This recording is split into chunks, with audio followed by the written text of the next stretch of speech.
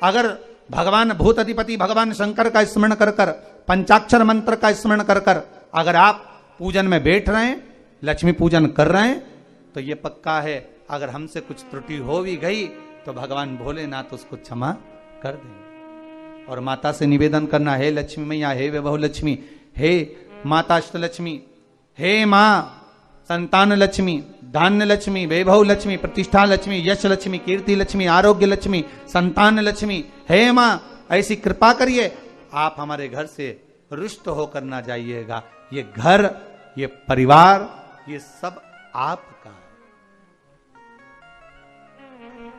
सब आपका है,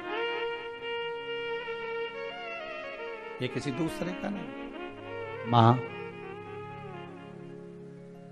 पूजन करते समय माता लक्ष्मी से जरूर कहें, मां 4 साल हो गए, 2 साल हो गए, ये 2 वर्ष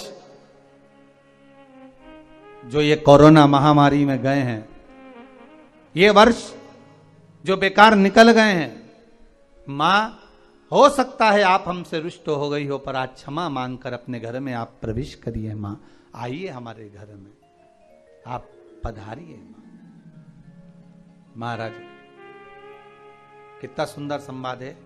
एक साहूकार की बेटी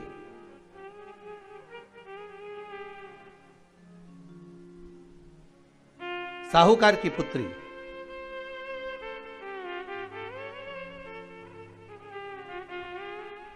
पीपल के वृक्ष के नीचे, बेलपत्री के वृक्ष के नीचे, आंवले के वृक्ष के नीचे प्रत्येक अमावस्या को दीप लगाने जाती थी। उसका नियम था।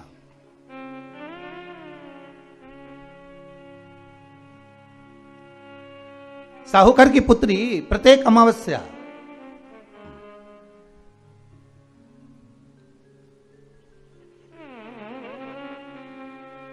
तीन दीप, एक बेलपत्री के नीचे, एक आंवले के नीचे, एक पीपल के नीचे लगाने जाते। महाराज आज नारायण ने कृपा कर दी, और क्या कृपा करी कि आज सरस्वती, पार्वती और लक्ष्मी तीनों इन वृक्षों के नीचे जाकर विराजमान हो गई। पार्वती मैया तो पहले से ही बेलपत्री के नीचे है,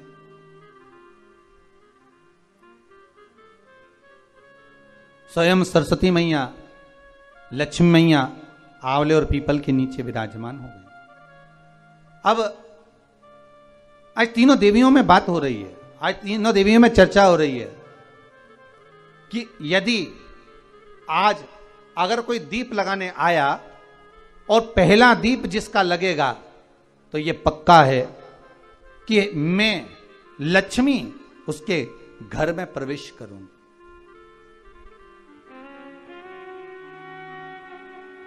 सरस्वती जी बोली, जो पहले बार दीप लगाने के लिए प्रथम में आएगा मैं उससे अपनी सहेली बना लूंगी, उसको अपनी मित्र बना लूंगी। पार्वती जी बोली, जो प्रथम दीप लगाने आएगा, पार्वती जी कहती हैं मैं भगवान शिव से कहकर उनका कल्याण करवा दूंगी। अब ये साहूकार की बेटी, वो साहूकार जो कहने का तो साहूकार था, धन पूर्व में बहुत था, पर अब इसके पास में कुछ भी नहीं बचा था। देखिए सुख दुख तो जीवन में चलता रहता है, आज सुख है कल दुख है, फिर दुख है फिर सुख है, ये जीवन में चलता रहता है। भगवान ने दिया, हो सकता है पूर्व में आपके पास में खूब धन होगा, वैभव होगा, सत्ता होगी, फैक्ट्रियां भी होंगी, दुकान भी होगा, धंधा भी होगा, पानी भी होगा, सब कुछ, सारी सत्ता आपके पास में होगी, पर समय की घड़ी किसने देखी है साहब? कौन देखा घड़ी को, कौन देखा पल को? इसीलिए कहते हैं ना, बार बार कहते हैं, तेरा पल पल बीता जाए, मुख से जप ले नमः शिवाय, ओम नमः शिवाय, ओम नमः शिवाय। बड़ी मुश्किल से मिलता है। घड़ी पल समय नक्षत्र कब बदल जाए किसको मालूम है?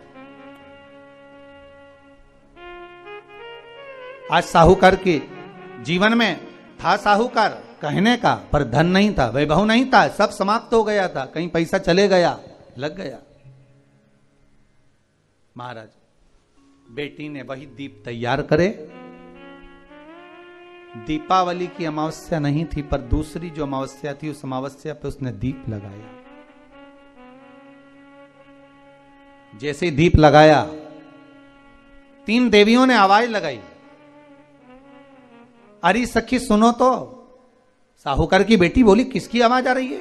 अरे सखी सुनो तो। सखी ने कहा, क्या बात है?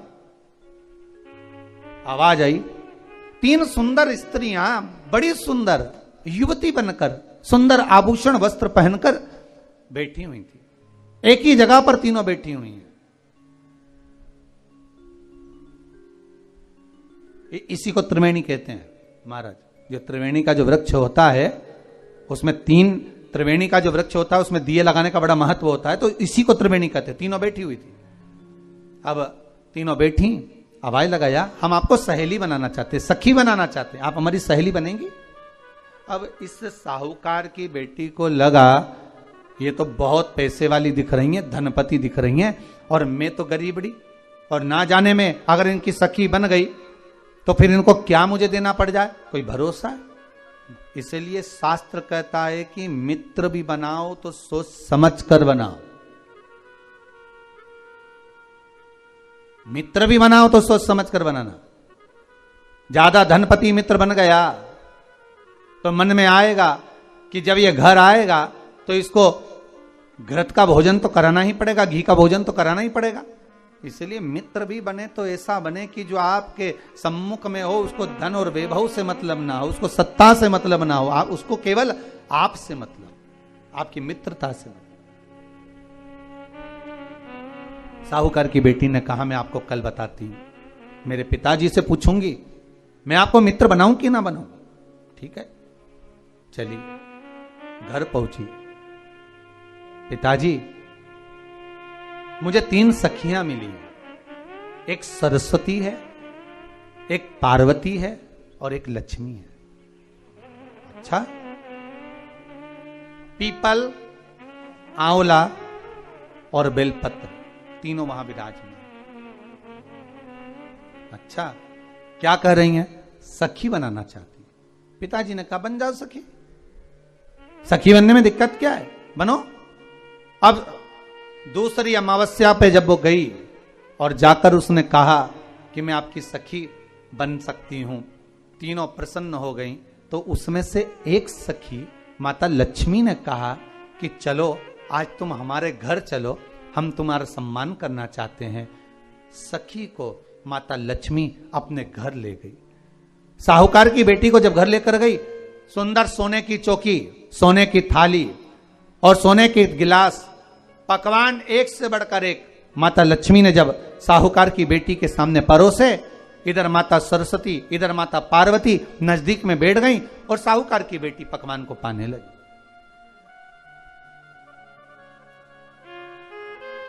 साहूकार की बेटी पकवानों को पा रही है, भोजन ग्रहण कर रही है।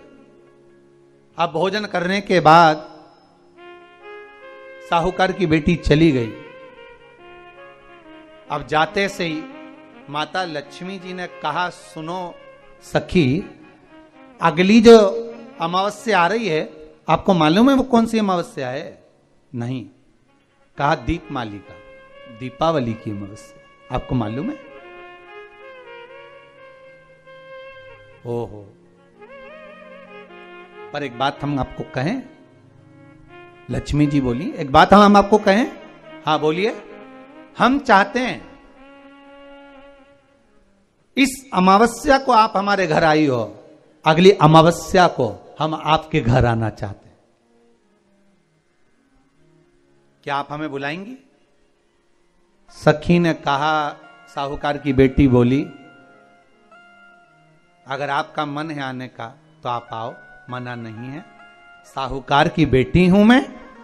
लक्ष्मी जी ने मन में सोचा, ठीक है, तैयारी करो। आज साहूकार की बेटी घर पहुंची तो पिताजी ने पूछा, बेटी आज बहुत देर हो गई तुझे आने में, कहां रह गई थी तू, कहां रह गई तू? बेटी कहती है, 3 सखियों के घर गई थी, आने में देरी हो गई, पर मेरी सहेली माता लक्ष्मी जी कह रही हैं कि अमावस्या के दिन मैं तुम्हारे घर में आऊंगी। तो पिताजी ने कहा उसमें क्या दिक्कत है, तैयारी करो।